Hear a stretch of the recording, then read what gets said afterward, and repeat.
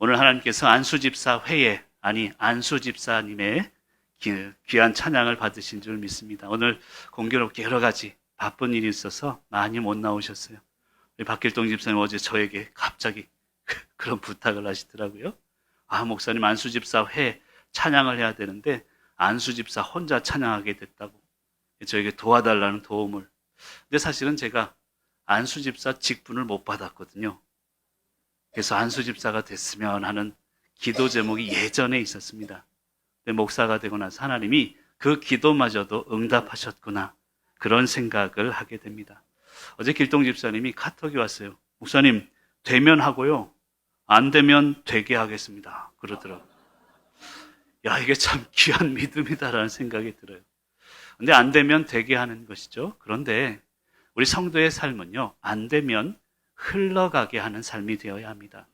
무작정 하는 게 아닙니다. 무모함이 아니라 신뢰함을 이야기하는 것입니다.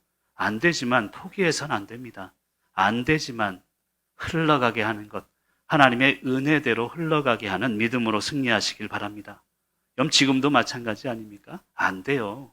힘으로 또 다른 힘이 또 나타날 것입니다. 권력, 그 위에 또 다른 권력이 또 나타날 것입니다.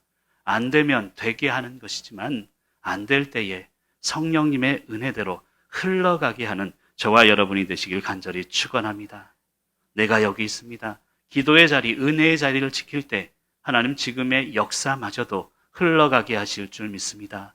그 믿음으로 승리하시는 저와 여러분이 되시길 간절히 축원합니다. 오늘 우리가 대림절 세 번째 촛불을 밝혔습니다. 이 촛불은 사회를 향한 촛불입니다.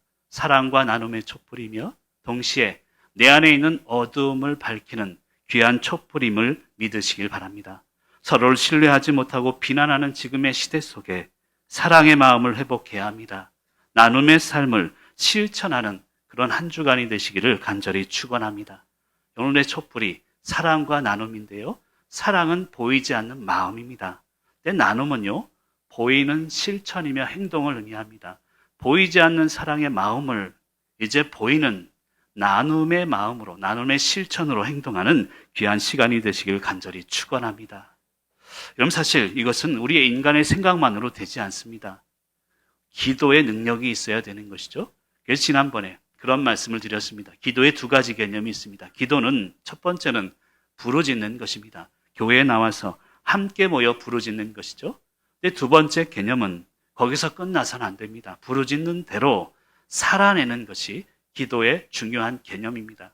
여러분의 삶을 살아가면서 직장에서 그 여러분의 상황 가운데 내가 부르짖은 대로, 오늘 말씀을 들은 대로 살아내는 것이 기도라는 것입니다. 존 웨슬리 목사님이 아침을 여는 기도, 아침의 기도라는 기도를 평생 해오셨다고 합니다. 그분은 아침에 일어나자마자 이런 기도를 하셨대요. 주님, 오늘 하루 아무에게도 해를 끼치지 않게 해주십시오. 여러분, 우리 인간은, 아니 우리 성도는 해를 끼치는 것을 넘어서 유익을 끼쳐야 합니다. 그런데 존 웨슬리 목사님의 기도는 하나님, 아무에게도 해 끼치지 않게 해주십시오. 그리고 그런 겸손의 마음으로 살다 보니 다른 사람들에게 유익을 끼치게 된다는 것입니다. 사랑하는 성도 여러분, 이번 한 주간, 아니 여러분의 삶을 살아가는 그 모든 순간순간마다 사랑과 나눔의 촛불을 마음 가운데 켜시기를 바랍니다. 근데 그 사랑은요, 기도 없는 사랑은 집착으로 흐를 수 있습니다. 기도가 바탕이 된 사랑이 되어야 진정한 하나님이 원하는 사랑이 될 수 있다는 것입니다. 그저 나만 사랑한다고 그게 사랑이 아닙니다. 기도가 바탕이 된 사랑, 기도 없는 사랑은 집착으로 흐를 수밖에 없는 것입니다. 이렇게 표현하고 싶네요. 사랑은 마음으로부터 시작됩니다. 그런데 보이는 형태로 나타나야만 합니다. 여러분, 사랑이 그저 보이지 않는 마음으로 끝나서는 그건 사랑이 아닙니다. 집착일 뿐입니다. 보이는 형태로 반드시 나타나야 된다는 것입니다. 사랑하지 않고 줄 수는 있습니다.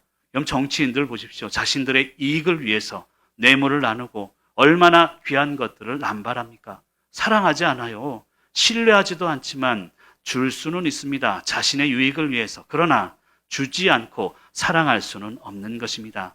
사랑과 나눔을 분명히 실천하는 저와 여러분이 되시길 바랍니다. 우리 화면을 보면서 우리 두 줄 밑에 두 문장만 한번 읽어볼까요? 사랑하지 않고 시작.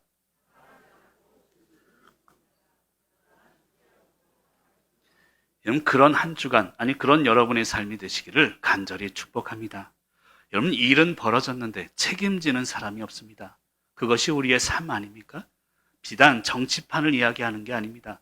우리의 살아가는 모든 인생이 일은 벌어졌는데 책임지지 않습니다. 그래서 일어나는 삶의 고통이 얼마나 많습니까?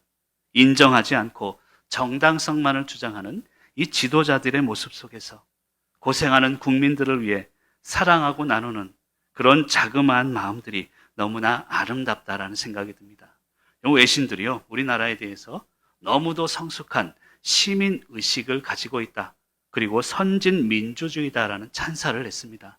근데 단 하나, 정치만이 후퇴하고 있다라는 그런 외신 결과를 냈습니다.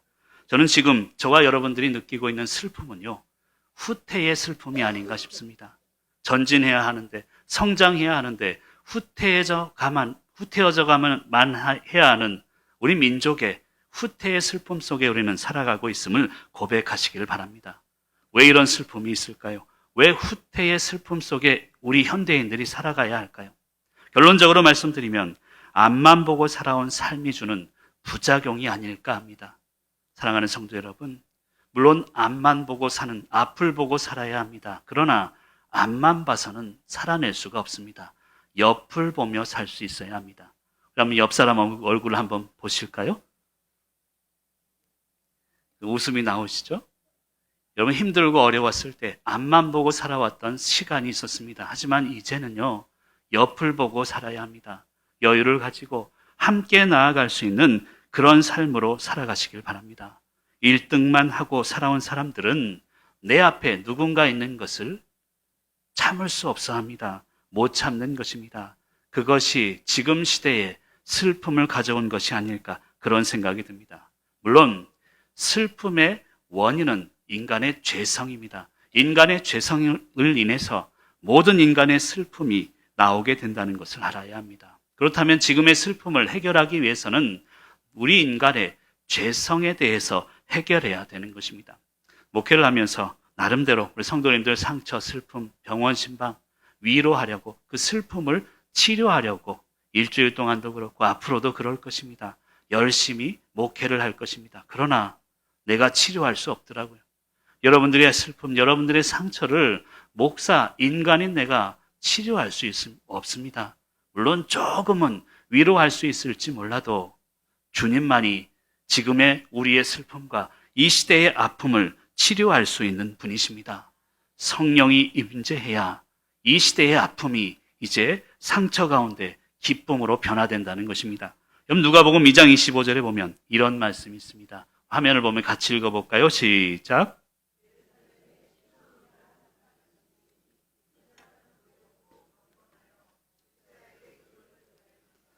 성령이 그 위에 계시니라. 아멘. 평생을 시므온은 기다립니다. 아기 예수를 기다립니다. 그분이 오셔야 인생의 슬픔이 끝이 난다는 것입니다. 이스라엘의 위로, 민족의 위로가 성령에 있다는 것을 분명하게 이야기하고 있다는 것입니다. 성도란 영적인 눈으로 현재의 상황을 보는 존재입니다. 썩어가는 세상 속에서 영원한 가치를 발견하는 존재가 바로 성도가 되어야 되는 것입니다. 현재의 상황들 인간의 눈으로 보아서는 해결되지 않습니다. 성령 충만한 영적인 눈으로 현재의 상황을 볼 수 있어야 어두워져가는 세상 가운데 영원한 가치를 발견할 수 있는 것입니다. 1905년 남아프리카 공화국에서요, 세계에서 가장 큰 다이아몬드를 발견했대요. 그 발견한 장소가 이 광부들이 계속 들락날락하는 그런 흔한 장소였다고 합니다. 그런데 그곳에서 어느 광부가 하루는 일찍, 새벽 일찍 그 광산에 딱 들어가는데 해가 뜨더래요. 해가 뜨는데 싹 그 비친 햇빛이 그 광산에 살짝 비쳤는데 거기 빛이 반짝하더랍니다. 이게 뭘까? 그곳을 한 5m 정도 파들어갔더니 세계에서 가장 큰 다이아몬드를 발견할 수 있었다고 합니다. 흙더미 속에서 그 자그마한 빛, 새벽 빛이 비추는 그 자그마한 빛을 통해서 큰 가치를 발견할 수 있었다는 것입니다. 요한복음 6장 27절은 이런 말씀을 합니다. 같이 읽을까요? 시작. 썩을 양식을 위하여 일하지 말고 영생하도록 있는 양식을 위하여 하라. 아멘. 흙더미가 아닙니다. 그 안에 숨겨져 있는 보석의 가치를 찾으며 나아가야 된다는 것을 의미합니다. 세상은 썩을 양식을 위해 일합니다. 언젠가 이제 깨어져 버릴 수밖에 없는 세상 명예와 권력이 최고인 줄 알고 살아간다는 것입니다. 하지만 우리 믿는 성도는 영생하도록 영원한 썩지 않는 양식을 위해 살아야 됨을 믿으시기를 간절히 축원합니다. 지금 세상을 보십시오. 썩어갈 양식을 위해서 얼마나 서로를 경쟁하며 비난하고 살아가고 있습니까? 하나님이 우리에게 원하시는 것은요, 경쟁에서 성공하는 삶이 아닙니다. 경건에서 성결한 삶을 원하십니다. 한번 따라할까요? 경쟁에서 성공보다 경건해서 성결합시다. 세상은 경쟁합니다. 그리고 성공하려고 하지만 그것은 썩을 양식일 뿐입니다. 언젠가는 두고 떠나야 할 썩을 이 세상의 것일 뿐입니다. 하지만 우리가 세상을 살아가며 경건해서 성결한 삶을 산다면 그것이야말로 썩지 않을 영원한 생명의 양식임을 믿으시길 바랍니다. 현대는요, 저는 고소공포증의 시대가 아닐까라는 생각을 해봅니다. 이런 고소공포증은 높은 곳에 올라가면 생기는 병이죠. 낮은 곳에 있으면 절대 생기지 않습니다. 높은 곳에 올라보니 떨어질까 두려워하는 삶, 그것이 현대인의 삶이 아닐까 안타까워합니다. 사랑하는 성도 여러분, 그래서 우리 주님은 높디 높은 곳에서 낮고 낮은 말구유로 내려오셨습니다. 그것이 바로 십자가 사건입니다. 보이지 않는 하나님의 사랑이 보이는 이 나눔의 실천의 삶으로 나타난 것이 바로 십자가 사건임을 믿으시길 바랍니다. 말할 수 없는 탄식으로 십자가 위에 임하신 우리 주님, 그리고 우리 성령님으로 인해서 지금의 모든 슬픔이 희망으로, 소망으로 변화될 줄 믿습니다. 여러분, 로마서 8장 26절에 보면 이런 말씀이 있습니다. 이와 같이 성령도 우리의 연약함을 도우시나니 우리는 마땅히 기도할 바를 알지 못하나 오직 성령이 말할 수 없는 탄식으로 우리를 위하여 친히 간구하시느니라. 여러분, 일주일, 2주일을 어떻게 보내셨습니까? 기도해야 하는데 무엇을 기도해야 합니까? 하나님, 그런 안타까운 가운데 있습니다. 하지만 지금 이 시간에도 성령님께서, 우리 주님께서 여러분을 위해, 여러분의 가정과 이 나라 이민족을 위해서 말할 수 없는 탄식으로 기도하고 계십니다. 우리가 해야 하는 것은 그분을 중심으로 함께 나아가는 것임을 믿으시길 바랍니다. 오늘 말씀을 통해서 이러한 고난 중에 우리가 어떻게 살아가야 되는지를 분명히 깨닫는 귀한 시간이 되시기를 간절히 축원합니다. 첫 번째로 오늘 말씀은 고난 중에 필요한 것은 성령을 받는 것임을 분명히 이야기합니다. 첫 번째로 한번 읽어주시면 좋겠습니다. 첫 번째로 우리 1절 말씀도 이어서 읽습니다. 시작.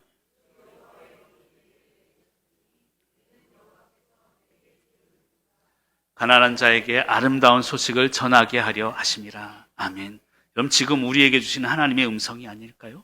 지금 필요한 것은 우리 인간의 생각이 아닙니다. 주 여호와의 영, 성령의 능력입니다. 성령의 능력이 우리에게 내릴 때 가난한 자에게, 여러분 얼마나 지금 힘듭니까? 아름다운 소식이 전해지게 될 것을 믿으시길 간절히 축원합니다. 여러분, 누가복음 4장 18절에서 21절을 읽다 보면 예수님이요, 이제 회당에서, 나사렛 회당에서 안식일에 이 이사야 61장에 있는 말씀을 그대로 전하십니다. 그리고 나서 21절에 그 말씀을 전하시고 나서 이런 말씀을 하세요. 너희 귀에 응하였느니라. 여러분, 성령이 임하면 귀가 열린다는 뜻입니다. 성령이 임하면 세상의 소리에 귀를 기울이던 우리가 이제는 하나님의 말씀에 귀를 기울이게 된다는 것입니다. 여러분, 세상의 소리에 귀 기울이면 얼마나 답답합니까? 이게 말이나 되는 소리입니까? 하지만 그럴수록 우리는 귀를 열고 하나님의 음성에 귀 기울여야 된다는 것입니다. 성령이 임하면 귀가 열린다는 뜻입니다. 여러분, 성령이 임하면 열리는 것 세 가지가 있습니다. 첫 번째는 지금 이야기한 귀가 열리게 됩니다. 말씀이 들린다는 것이죠. 여러분, 성령을 받지 못하면 아무리 위대한 설교자가 이 자리에 와 설교를 해도요, 들리지가 않습니다. 하지만 성령이 임하면 저처럼 부족한 종이 설교를 할지라도 오늘 확실하게 들릴 줄 믿습니다. 귀를 열어야 합니다. 그리고 두 번째는 우리의 입이 열리는 것입니다. 기도의 입을 이야기합니다. 여러분 지금이야말로 기도할 때입니다. 기도의 입을 열어서 하나님께 간구해야 될 때임을 믿으시길 바랍니다. 시편 81편 10절에 보면 내 입을 크게 열라. 기도의 입을 이야기합니다. 그리하면 내가 채우리라. 여러분 아멘이시죠? 지금 이 상황 그리고 슬픔 중에서 우리의 기도의 입을 여는 저와 여러분이 되시기를 간절히 축원합니다.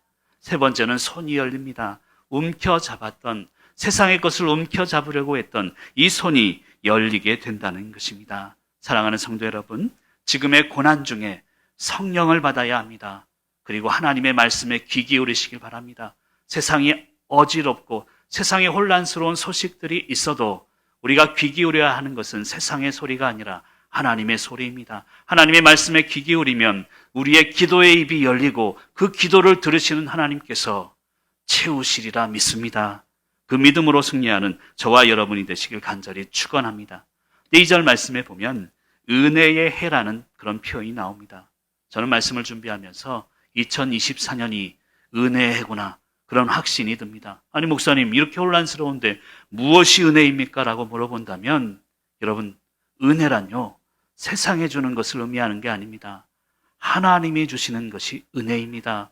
혼란한 세상 가운데 지금 하나님이 하루가 지날수록 또 내일이 되면 내일만큼 하나님이 주시는 은혜가 있을 것입니다.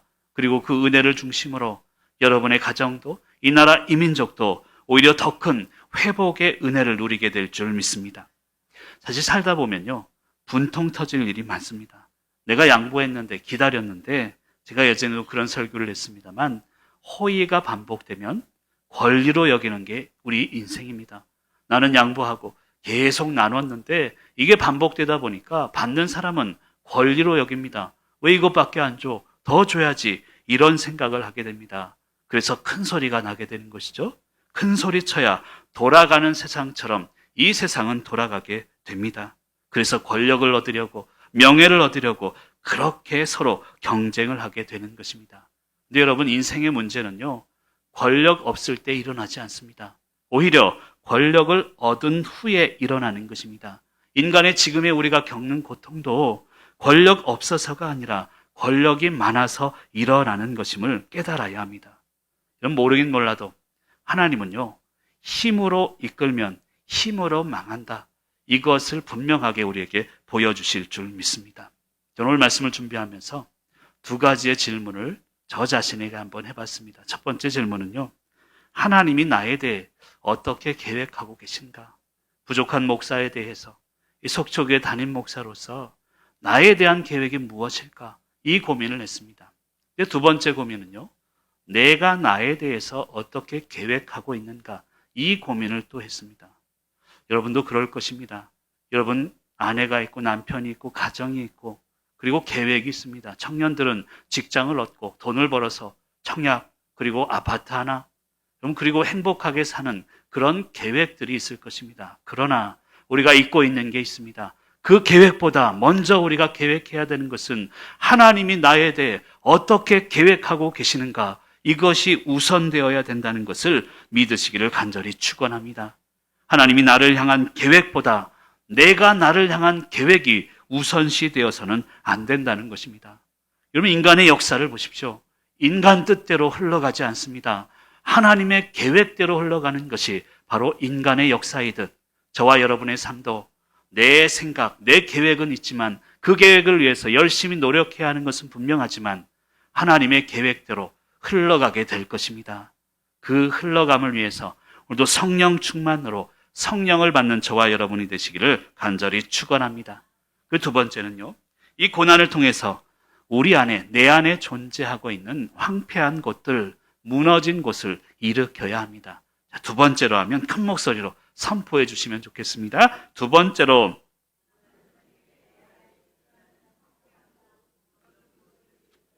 우리 4절 말씀 같이 읽습니다.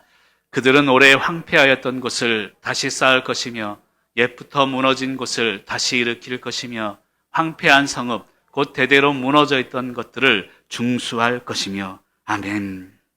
여러분 사실 지금의 상황이 무너진 상황 아니겠습니까? 황폐한 상황 아니겠습니까? 그런데 우리가 먼저 깨달아야 될 게 있습니다.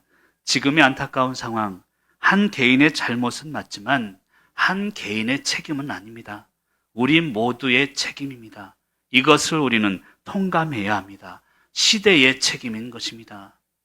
그래서 우리가 먼저 오늘 말씀을 통해 돌아보아야 하는 것은 시대의 황폐한 곳보다, 나라의 무너진 것보다 내 안에 황폐된 곳, 내 안에 무너진 곳이 없는지 그것을 먼저 돌아봐야 될 줄로 믿습니다.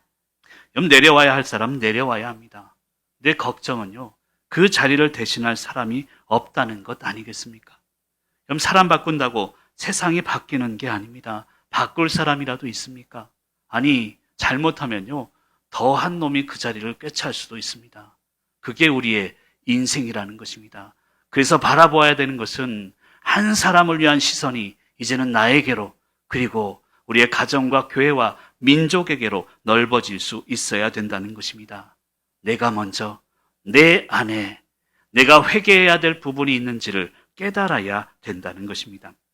여러분, 사실 오늘 말씀을 보면요, 그들은 다시 쌓을 것이며 라는 표현을 합니다. 그들은 이스라엘 민족을 이야기합니다. 함께 쌓으라는 것이죠. 누가 무너뜨렸든지 간에 쌓을 때는 함께 쌓아야 된다는 것을 이야기하고 있습니다. 네가 무너뜨렸으니 네가 책임져, 이게 아닙니다. 한 사람이 무너뜨렸을지라도 함께 그들이 다시 쌓으라 하시는 하나님의 음성을 듣는 저와 여러분이 되시기를 간절히 축원합니다. 저부터 목사로서 내 안에 황폐된 곳, 무너진 곳이 없는지를 돌아봅니다. 그리고 한 사람 한 사람이 회개하며 하나님 앞에 나아올 때 다시 세워지는 하나님의 은혜가 넘쳐나게 될 줄 믿습니다. 회개의 방향성은 과거가 아닌 미래입니다. 물론 과거의 일에 대해서 우리 반성하고 회개합니다. 그러나 회개의 방향성은 과거에 머물러 있어서는 안 됩니다. 과거의 일을 통해서 미래로 나아가야 된다는 것입니다. 여러분, 그런 의미에서 죽음은요, 과거로 자꾸 되돌아가는 삶 자체가 죽음입니다. 생명은요, 미래로 계속 나아가는 삶이 생명임을 믿으시길 바랍니다. 제가 예전에 10년도 넘은 일입니다. 목회하면서 정말 안타까운 가정을 접한 적이 있습니다. 3대가 한꺼번에 하루에 목숨을 잃었어요.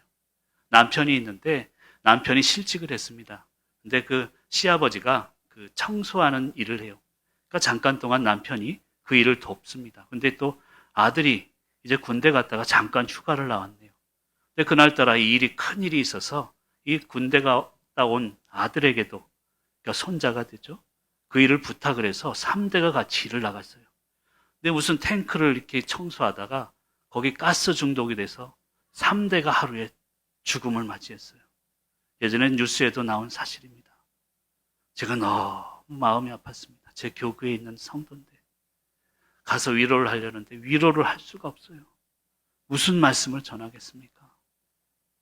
저조차도 같이 울다가 하나님의 말씀을 전하면서 집사님, 그래도 천국의 소망이 있습니다, 그 말씀하고 왔습니다.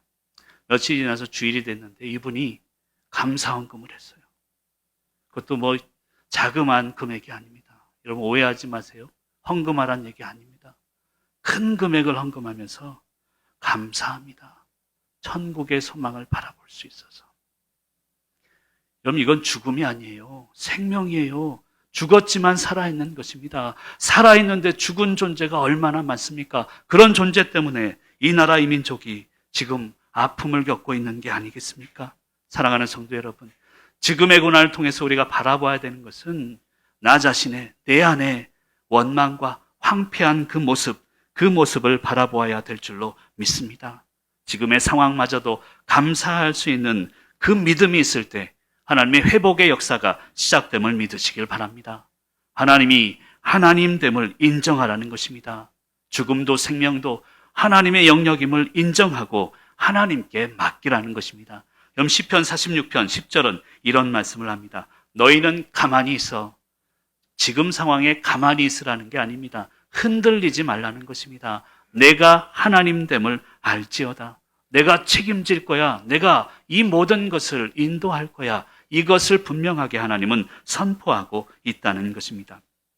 신방을 하다 보면 우리 어르신들이 아유 나는 늙어서 힘도 없고 교회 오기도 힘들고 이 나라 이 민족을 위해서도 할 일이 없어서 기도만 한다고 그런 말씀을 할 때가 많습니다. 그러나 여러분, 인생의 모든 나이에는 나이에 맞는 아름다움이 있습니다. 전도서 3장 11절은 이런 말씀을 합니다. 같이 한번 읽어볼까요? 시작.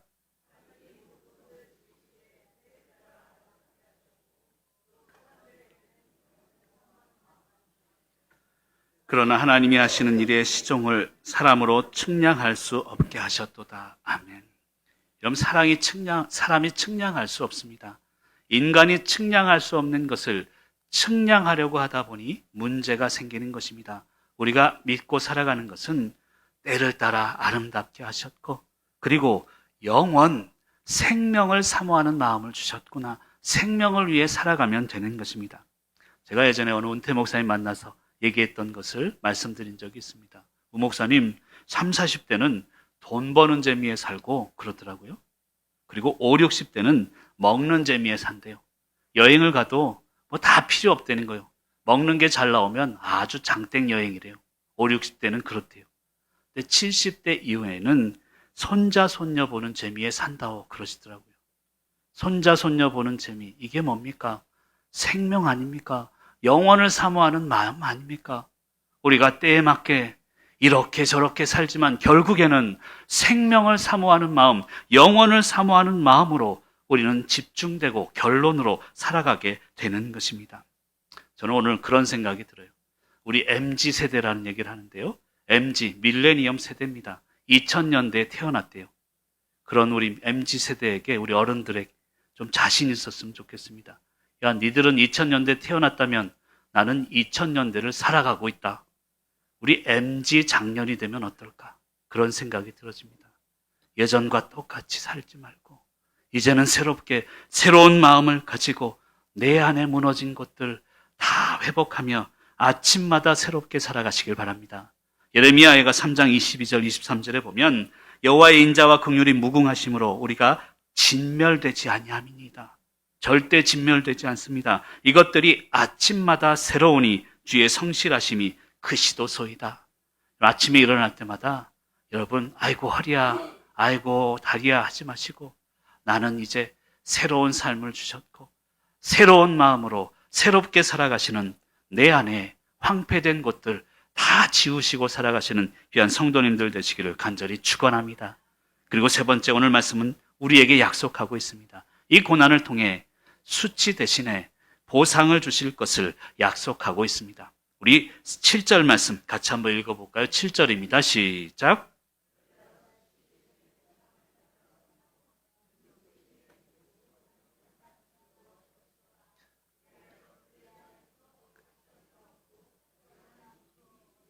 아멘. 여러분, 오늘 말씀해 주는 약속입니다. 수치 대신에 보상을 배나 얻을 것이다. 하나님 약속하고 있습니다. 지금의 부끄러움 대신 하나님은 지금 이 땅에서 갑절이나 얻는 영원한 기쁨이 있을 것을 약속하고 있습니다. 제가 어젠가요? 그젠가요? 우리 경동대 영어예배 인도할 일이 있어서 갔습니다. 거기에 시커먼 애들이 있는데요. 한국말도 잘 못하죠. 걔네들하고 같이 찬양도 하고 축사도 하고 이런 기회가 있었습니다. 근데 제가 감동을 받은 게 있어요. 시커먼 애들이요. 영어로 막 기도하는데 사우스 코리아를 위해서 기도하는 거예요. 자기들의 나라도 아닌데 자기들이 살아가고 있는 이 땅을 위해서 얼마나 눈물로 기도하는지 몰라요. 그걸 보면서 제가 감동을 얻고 돌아왔습니다. 사랑하는 성도 여러분, 수치, 지금의 부끄러움을 하나님은 보상 얻게 하실 줄 믿습니다. 지금은 잠시입니다. 과정일 뿐입니다. 여러분, 세상 사람들은 운명을 믿어요. 하지만 우리 믿는 성도는 예수 그리스도를 믿습니다. 운명을 믿는 사람은 체념합니다. 하지만 예수 그리스도를 믿는 사람은 신념을 갖게 됩니다. 그 신념이 신뢰가 되고 그 신뢰는 결국 변치 않는 신앙이 될 것을 믿으시기를 간절히 축원합니다. 이사야 54장 7절에서 8절은 이런 말씀을 합니다. 내가 잠시 너를 버렸으나 잠시 가렸으나 지금의 아픔들, 민족의 아픔도 그렇고 여러분을 가로막고 있는 아픔도 잠시일 뿐입니다. 이 아픔 가운데 하나님은 주님이 일하심을 경험하게 하실 줄 믿습니다. 이제 우리가 바라봐야 될 것은 없지만 높은 곳으로 다니게 하시는 하나님을 바라보아야 될 줄로 믿습니다. 하박국 3장에 있는 말씀이 바로 그것입니다. 하박국 3장 18절에 보면 이런 말씀이 있습니다. 그런데 이 말씀 전에요. 3장 16절, 17절 여러분 다 아실 거예요. 무화과나무 없어도 포도나무 없어도 밭에 먹을 것이 없고 소가 없어도 없을지라도 여호와를 인하여 나는 기뻐할 것이다. 그 다음에 보면 여호와가 우리의 힘이 된다는 거예요. 그리고 우리의 삶은 사슴과 같이 높은 곳으로 다니게 할 것이다. 그럼 그런 약속이 저와 여러분과 이 민족 가운데 주시는 하나님의 약속임을 믿으시기를 간절히 축원합니다. 얼굴 펴시고 사시길 바랍니다. 기쁘게 사시길 바랍니다. 제가 예전에 그런 얘기했죠. 날마다 매일매일 죽겠다가 아니라 죽게 있다. 모든 것은 죽게 있습니다. 주님께 맡기고 우리의 얼굴을 펴시며 사시길 바랍니다. 시편 84편 9절에 보면 그런 말씀이 있습니다. 주께서 기름 부으신 자의 얼굴을 살펴보옵소서. 성령 받은 자의 얼굴은요, 달라야 합니다. 세상이 힘들어도 가정과 내 삶에 어려움이 있어도 기름 부은 자의 얼굴은 늘 기쁨이 넘쳐날 줄 믿습니다. 그 얼굴을 가지고 지금의 상황을 기쁨으로 이겨가시는 저와 여러분이 되시길 바랍니다. 마지막으로 디모데후서 1장 7절에 보면 하나님이 우리에게 주신 것은 두려워하는 마음이 아니다라고 선포합니다. 오직 능력과 사랑과 절제하는 마음이니 하나님의 능력이 여러분과 이 나라 이 민족 가운데 임할 것입니다. 우리가 해야 하는 것은 사랑의 마음이고 지금의 상황 가운데 절제하는 마음입니다. 오늘도 그 마음으로 이 나라 이 민족을 품고 교회를 품고 승리하시는 저와 여러분이 되시길 간절히 축원합니다.